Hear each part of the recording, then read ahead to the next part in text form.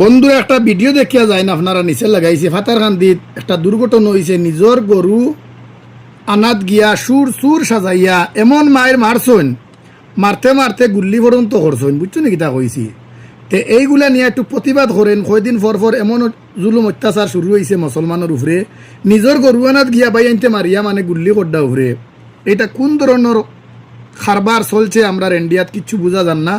ভিডিওটা সবাই দেখিয়া যান, ভিডিওটা বেশি বেশি শেয়ার করে দিও যাতে এই বাইগুলা তারার মনে করো নেওয়ার বিচারটা পায়। আপনারা ভিডিওটা সবাই দেখিয়া যান, আমি নিচে লাগাই রাখছি।